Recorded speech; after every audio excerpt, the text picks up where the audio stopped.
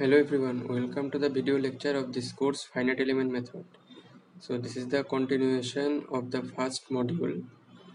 So in the earlier lecture we have studied the different functional approximation method, and there we have seen that there is a method known as the Rayleigh-Ritz method, and this Rayleigh-Ritz method, it is having 7 different steps, and based on those 7 different steps we have discussed different numericals for the beam section.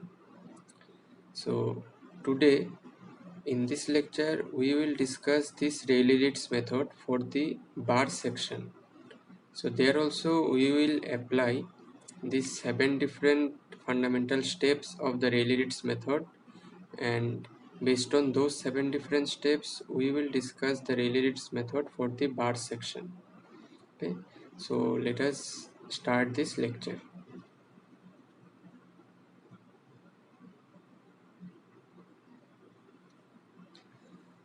So earlier we have seen that this Rayleigh-Ritz method is having its 7 different fundamental steps.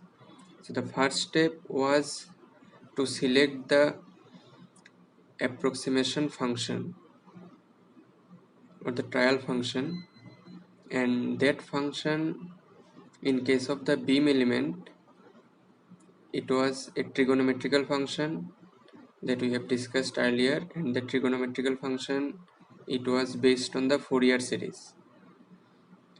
And for maximum of the cases or most of the cases we have only taken the first 2 terms of the Fourier series. Now this was the first step to consider the approximation function or the trial function, and in case of the bar element, that trial function, it will be a polynomial function.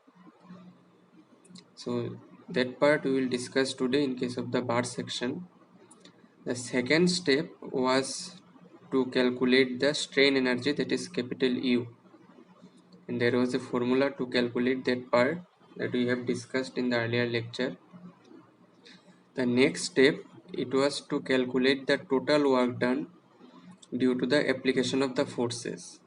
So in the earlier numericals we have seen that how to calculate this total work done, that is capital H, in case of a point load or in case of a uniformly distributed load, or if there is a combined load of point load and uniformly distributed load on a beam element. So in that case, how to calculate the total energy or total work done, that we have discussed earlier.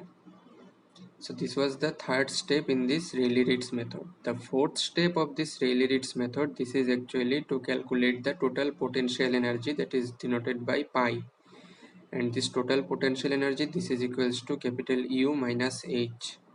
So that capital U we had to calculate in second step, and the capital H we had to calculate in the third step. So the fourth step, it is capital U minus H. Next, in the fifth step, we have to calculate the Rayleigh-Ritz parameter, which is there in the trial function. So for the beam section, we have seen that the trial function that we have considered, that consists of 2 different Rayleigh-Ritz parameter, and those were A1 and A2, and those different Rayleigh-Ritz parameter A1 and A2 we have to calculate in this fifth step. And how to do that? For that we need to do this differentiation of the total potential energy with respect to A1 and make that equals to 0. That means del pi del A1 equals to 0 and del pi del A2 equals to 0. So doing this step we need to calculate the value of A1 and A2. After that, in the sixth step, we need to calculate the maximum deflection of the beam when this point load or the uniformly distributed load is applied on the beam section. And the seventh step, it was to calculate the maximum bending moment, and for this maximum bending moment there is a formula which is also known to us. So these were the 7 different steps, and lastly we had to compare the exact solution of this deflection and maximum bending moment with the solution that we have calculated using the Rayleigh-Ritz method analytically. And for most of the cases we have seen that the exact solution and the solution obtained through Rayleigh-Ritz method, these are almost same. And for the cases where there was a negligible percentage of error, it can also be overcome if we calculate some higher order terms in case of the Fourier series, as we have considered only the first two terms of the Fourier series in the trial function. So if we consider some more, that is more than 2, 3 or 4 different terms of the Fourier series in the trial function, then we will get the exact result. Now today we will discuss the Rayleigh-Ritz method for the bar section. So let us start this numerical. The question states that a bar of uniform cross section is clamped at one end and left free at the other end, and it is subjected to a uniform axial load P as shown in figure. So in this diagram we can see that the bar of uniform cross section, it is attached at the one end, and the other end of this bar, it is free and it is subjected to a uniform axial load which is denoted by capital P. Then we need to calculate the displacement and stress in a bar by using 2 terms polynomial and 3 terms polynomial, and we need to compare with the exact solution.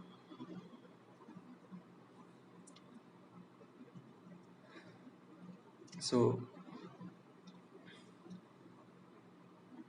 how to start this numerical based on the Rayleigh-Ritz method? As this is a bar element, so for the trial or approximation function we need to consider the polynomial function, and here in this numerical it is given that we need to calculate the displacement and stress in the bar using the 2 terms polynomial and again for a 3 terms polynomial. So the polynomial function expression, it is actually u equals to a naught plus a1x plus a2x square plus a3x cube plus dot dot up to an x to the power n. So this is the expression of any polynomial function. For the first case, it is given in the question that we need to consider the 2 terms polynomial. So that means from this expression of the polynomial function we need to consider only the first 2 terms in the right hand side of this polynomial function.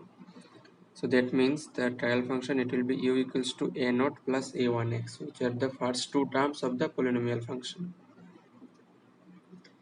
Next, apply boundary condition. So that means what? In this diagram you can see that 2 different boundary conditions are given, x equals to 0 and x equals to L.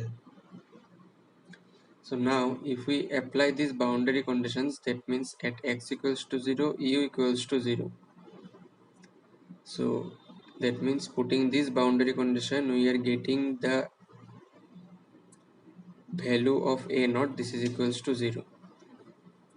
Now if we put this value of a naught in the earlier equation number 1, so in that case we will be getting that u equals to a1x. So that means du dx, this is equals to a1 only. Now for the second step we need to calculate the strain energy, and the formula for the strain energy, capital U, this is equals to EA by 2 integration 0 to L, that is the domain here, du dx whole square to dx. Now here we have seen that the value of du dx, this is equals to a1. So that means if we do the integration here, and after that if we put the limit of the integration 0 to L, then ultimately we are getting the value of capital U, that is strain energy, this is equals to EA1 square L divided by 2. So that means this is the value of the strain energy, or the expression of the strain energy, which we are getting here as equation number 4. Next, in the step 3, we need to calculate the work done by the external force of the bar. So that means capital H. So this is our step 3 in the Rayleigh-Ritz method, and the formula for this work done, this is equals to integration 0 to L P dx. Now this P, it can be written as rho UA, as this is a load. So that means this P equals to rho UA. This expression, it is familiar to us, so we can write here. So integration 0 to L rho UA dx.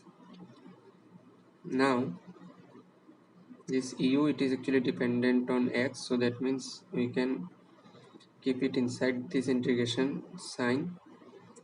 So EU equals to a1x, which is known to us from the trial function. So we can write instead of u, that is a1x. After that we need to do the integration, and within the limit 0 to L. Then after two different steps, we will get the value of work done, that is capital H equals to rho a1 L square divided by 2. That is our equation number 5.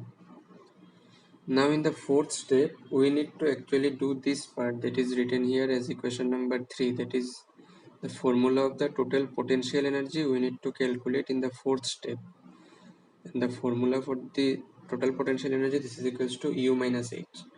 So the expression of U, this is there in equation number 4, and the expression of H, this is there in equation number 5.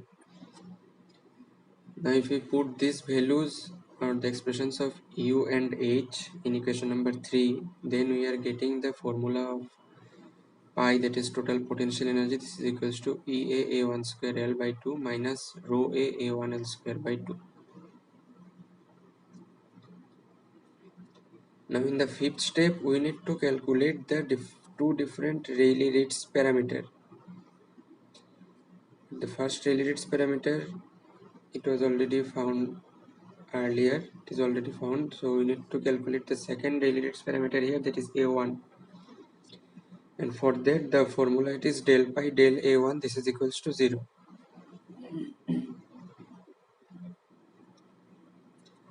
Now the total potential energy need to be differentiated with respect to A1, and that value will be equals to 0. So that means if we do the differentiation, then after 2-3 steps, we are getting the value of Rayleigh-Ritz parameter A1, this is equals to rho L by 2E.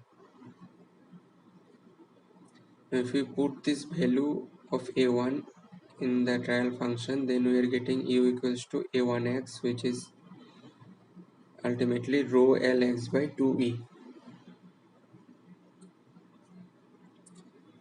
Now the extension in this bar due to the application of the force P, this is equals to UL minus U naught.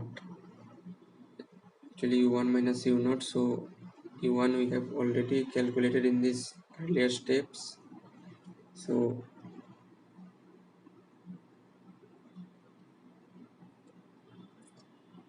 now at x equals to L, so that means what? If we can go to this diagram, we can see that at the free end there x equals to L, and in this free end the load P is applied. Now when x equals to L, in that case U, the displacement, this is equals to UL, and at x equals to 0, in that case U equals to U0, this is equals to 0 actually.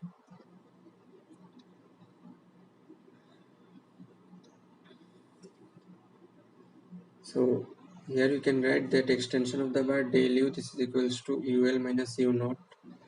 Now earlier we have seen U equals to rho L x by 2E. So that means UL will be rho L into L by 2E minus 0.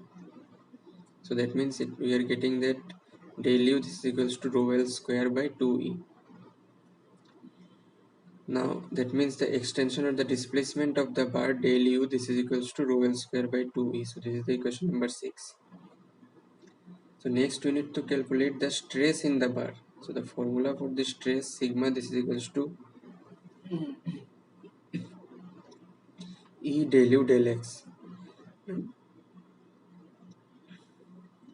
Now as U is equals to rho L x by 2E. So that means del U del x is equals to rho L by 2E. So that means the stress in the bar, this is equals to only rho L by 2. This is our equation number 7.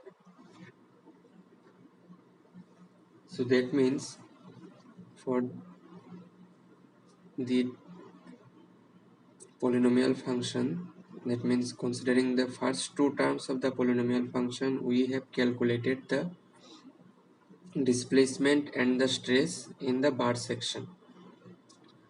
And the result for the displacement we are getting as rho L square by 2E, and the result for the stress of this bar we are getting as rho L by 2. Now for the case 2 in this numerical, we need to consider the three terms of the polynomial as the approximation function. So that means the trial function, it will be now u equals to a naught plus a1x plus a2x square. So this is the third term we need to consider here from the expression of the polynomial function. So u equals to a naught plus a1 plus a2x square. Now if we apply the boundary condition, that means at x equals to 0, u equals to 0. So in that case we are getting a naught equals to 0. So that means the expression of u we are getting here as a1x plus a2x square.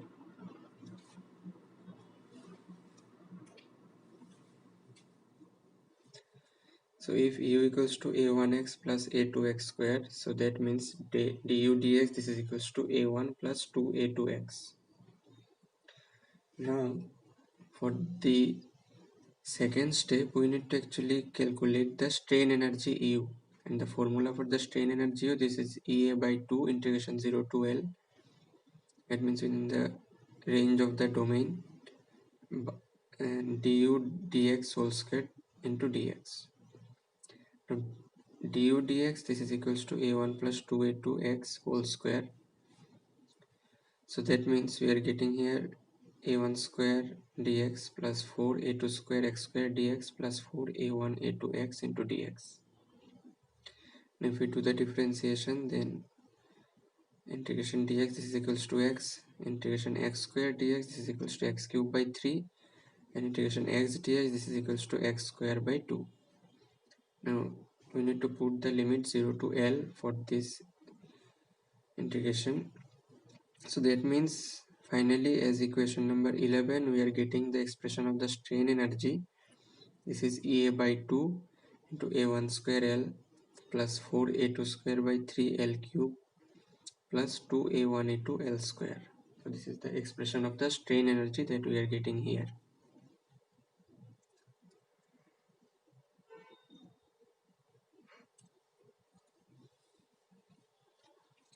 Next, in the step 3, we need to calculate the work done by the external force. That is, here the external force is P. Now the formula for the external force, or formula for the work done due to the external force, this is actually integration 0 to L P dx. Now the expression of this load P, this is equals to rho UA. So you need to put that mathematical representation of the load here, and after that we need to put the value of u, this is a1x plus a2x square. So putting this value of u, we need to do the integration, and within the limit 0 to L we need to find the value here. So that means after 2 or 3 different steps we are getting the value or the mathematical representation of the work done due to the external force P. This is equals to rho a1 L square by 2 plus a2 L cube by 3. So this is the mathematical expression of the work done that we are getting here due to the external force P in the bar element. Next, we need to calculate the potential energies, total potential energy. So that formula for the total potential energy pi, this is equals to u minus h. So this u, that is the strain energy we have calculated earlier, and that expression is our equation number 11. And the expression for h, this is our equation number 12. So we need to put those values of u and h from equation number 11 and 12 respectively, and putting those values, we are getting this equation number 13 as the total potential energy. Now here in this equation, in this second case, we need to do the fifth step of the Rayleigh-Ritz method, and that fifth step, it is actually to find the Rayleigh-Ritz parameter. Now here in the trial function, we are having the two different Rayleigh-Ritz parameters, which are a1 and a2. Now to find the value of those two different Rayleigh-Ritz parameter, we need to do this part, that is del pi del a1 this is equals to 0 and del pi del a2 this is equals to 0. So that means we need to perform the partial differentiation of the total potential energy with respect to a1, and that will be equals to 0. Again, that total potential energy, we need to do the differentiation of that with respect to a2, and that will be equals to 0. Now if we do the first part, that is del pi del a1 this is equals to 0, in that case we are getting here, that means a by 2, then 2a1l plus 2a2l square minus rho a l2 square l square by 2 this is equals to 0. Next, after two or three different steps, we are getting the equation number 14, that means a1 plus a2l this is equals to rho l by 2e. So that means directly we are not able to find the value of a1. So what we need to do now, we need to do the partial differentiation of the total potential energy with respect to a2 next, and put that value equals to 0. So if we do that part again, then after 6 different steps, we are getting another equation in the form of a1 and a2, which is our equation number 15. So here we are getting a1 plus 1.333 a2l this is equals to rho l by 3e. Now this is our equation number 15, and in the earlier slide we have seen the equation number 14. So in these two different slides we are having the two different variables which are a1 and a2. So that means from these two different equations we can easily find the value of a1 and a2 in terms of rho and e. So now we have written here the equations 14 and 15. After that we have performed the simple method to find the value of a2. So the value of a2 here we are getting as minus rho by 2e. If we put this value of a2 in any of the equation 14 and 15, then we can easily calculate the value of a1. So here what we have done, we have entered the value of a2 in equation number 14. Then after some steps we got the value of a1, this is equals to rho l by e. Now if we put the value of a1 and a2 in the first trial function, then we are getting u equals to a1x plus a2x square. So here the value of a1 this is equals to rho l by e, and the value of a2 this is equals to minus rho by 2e.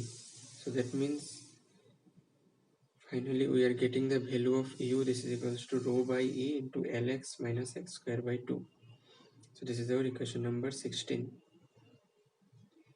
Now but we know that at x equals to l, that means the point where which is the free end and where the force P is applied, at that point where x equals to l, u equals to ul. If we put the value of x equals to l in the equation number 16, then we are getting the value of ul this is equals to rho l square by 2e. Now if we need to find the value of the extension of the bar due to the application of the force P at the free end, so that means the formula of the extension del u, this is equals to ul minus u naught. Now at x equals to 0, u equals to u naught, which is equals to 0, because we know that x equals to 0 means the section of the bar which is actually attached to the wall, so there is no displacement, and that's why equals to u naught, this is equals to 0. Now the extension of the bar due to the application of the force P del u, this is equals to ul minus u naught. So the ul we have already computed, which is rho l square by 2e, and u naught, this is equals to 0. So that means the value for the extension or the displacement of the bar we are getting here rho l square by 2e, which is our equation number 17. Next we need to calculate the stress in the bar. And to calculate the stress in the bar, the formula is sigma equals to E du dx. The value of du dx we need to calculate from equation number 16, and that value of du dx we are getting as rho by E into L minus x. Now if we put this value of du dx in the formula of stress, then we are getting the final value of the stress in the bar, which is rho into L minus x, which is our equation number 18. Now we need to compare this solution obtained by the Rayleigh-Ritz method with the exact solution. Now the exact or the actual extension of the bar delta L is equals to integration 0 to L p dx by AE, and from that value the exact solution delta L is equals to rho L square by 2E, which is our equation number 19. From equation 6, 17 and 19 we can see that the total extension of the bar obtained is exact in both the cases. So here in this page we can see that equation number 19, it is the exact solution or the actual solution, it is rho L square by 2E. But in equation number 17 in the earlier page, that is the calculation of the displacement using the Rayleigh-Ritz method, considering the three terms in the polynomial function. But earlier, if we go back in this slide, then we can see that here also, as equation number 6, we are getting the same or exact solution of the displacement, but in this equation number 6 we have already actually calculated this displacement using the Rayleigh-Ritz method for considering the first two terms of the polynomial function. So that means we have considered whether we are considering the two terms of the polynomial or the three terms of the polynomial, that value of the displacement it is actually same with the exact solution of the displacement, which is actually rho L square by 2E. Now this is our final result, where you can see that the displacement of the bar is rho L square by 2E in considering the two terms polynomial. Then considering the three terms polynomial, it is rho L square by 2E. And the stress in the bar, this is considering the two terms polynomial, this is rho L by 2. And if we consider the three terms polynomial, this is equals to rho into L by L minus x.